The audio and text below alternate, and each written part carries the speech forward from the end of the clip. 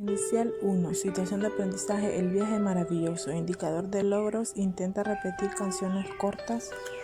Aliste una mesa para que su hijo trabaje también. Puede preparar un petate o una alfombra para que lo haga en el piso.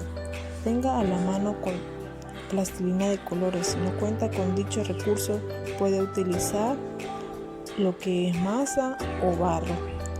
También motive a su hijo o hija a cantar y bailar la canción del Din Don Dan, que es campanero, campanero, ¿dónde estás? ¿Dónde estás?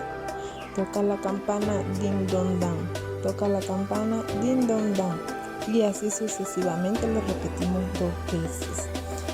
Entrégale una barra de plastilina o masa o barro e invítale a moldear figuras. Primero moldee una bola, que se observe cómo se hace y luego que lo intente hasta que lo logre.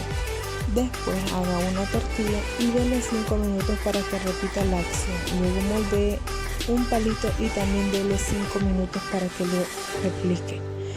Una vez moldeadas las 3 figuras, bola, tortilla y palito, deje que su hijo haga o juegue libremente con la plastilina, masa o barro para incentivar su imaginación.